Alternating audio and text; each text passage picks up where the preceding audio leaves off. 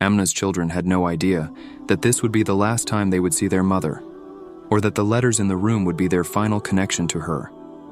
Amna had always been a quiet figure of grace, her prayers and whispers filling the house long after the children had gone to bed.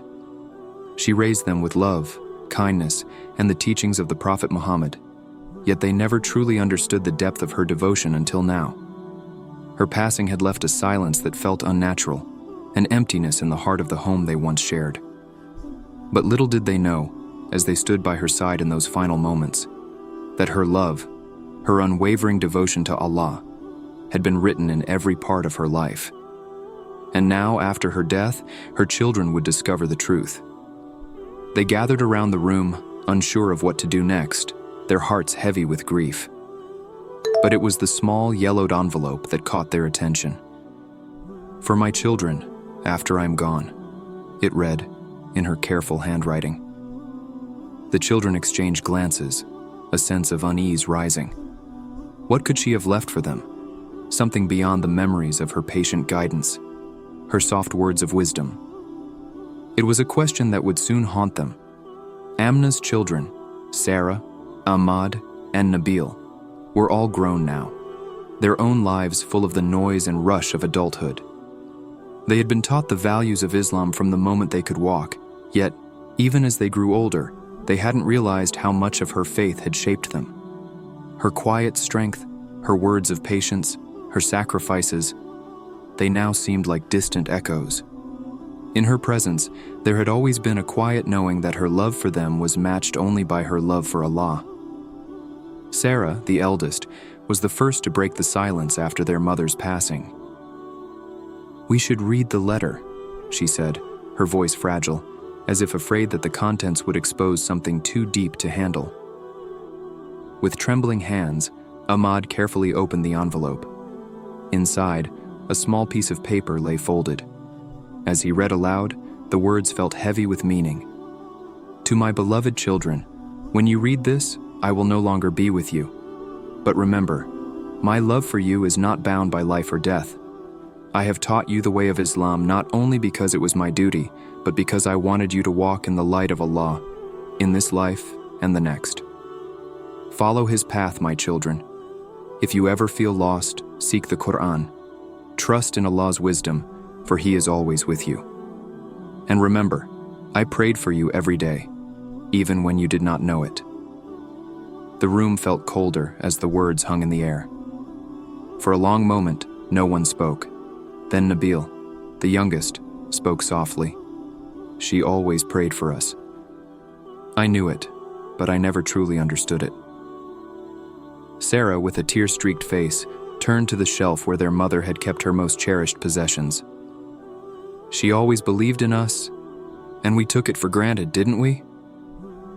But it was then that Nabil noticed something else, an old battered journal resting in the corner of the table. It was wrapped in a faded cloth. This too had never been there before, not in their memories. Sarah reached for it with hesitation, sensing that it might be something important. Inside they found pages filled with notes, prayers, and reminders, a handwritten guide to the lives she hoped they would lead. But as they flipped through the pages, something caught their eye. A list. A list of names, but not just anyone's names. It was a list of people who had been touched by her charity, by her kindness. A list of families she had secretly helped over the years without ever mentioning it to anyone. Her acts of charity had never been known, never spoken of. She had carried them in the silence of her heart, offering what she could without asking for anything in return. And what was most surprising was that her charity extended beyond money. She had offered her time, her guidance, and her love to those who had none.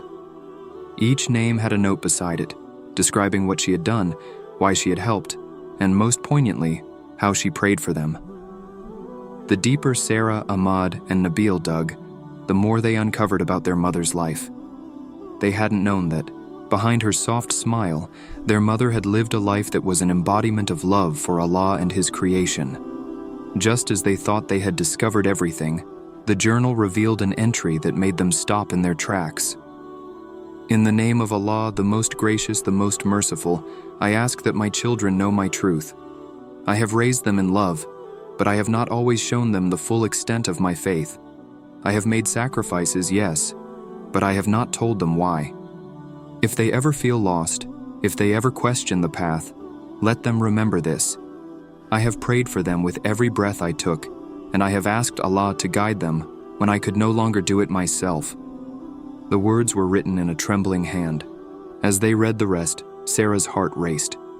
She knew she wouldn't be here forever, she whispered, her voice cracking. She was preparing us. She was preparing us for something, for a life without her. But what does she mean by if they ever feel lost? It was Ahmad who uncovered the final note, one tucked at the very end of the journal. I have hidden a letter for each of you, in the place where I knew you would never look until now. When you find them, you will know what I meant. Trust in Allah. Each child exchanged uncertain glances. Their hearts pounded in their chests as they began to realize the weight of the words before them. Their mother had left them more than memories and letters. She had left them a final challenge, a test of faith, a test of their devotion to Allah. But where could the letters be? The house was small. They had already gone through every drawer, every shelf, every corner. They hadn't found anything. And yet, there was a strange feeling in the air. The search grew desperate. Time was running out. And then, with a trembling hand, Nabil pulled at the old rug in the living room. Beneath it, they found a hidden compartment. Inside there were 3 letters, one for each of them. The children's hands shook as they each took one. They knew now that they were about to uncover something monumental, something that would change everything they knew about their mother.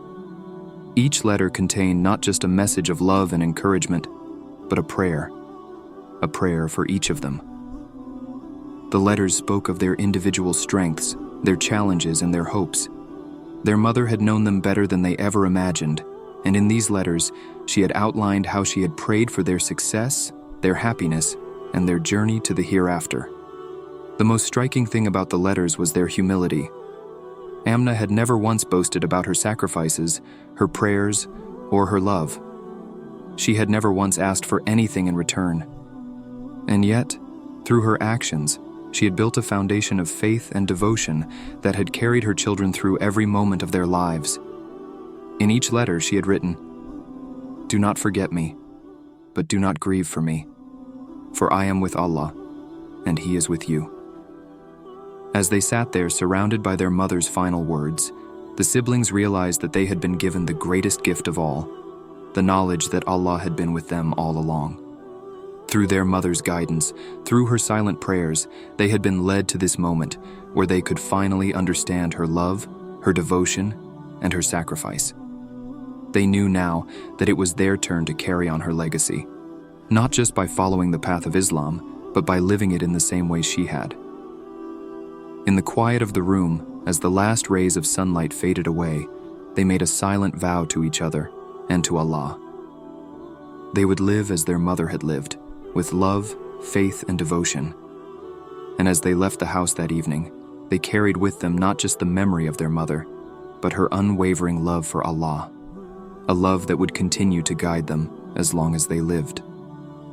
Dear listener, remember that the true love for Allah is not always loud or obvious.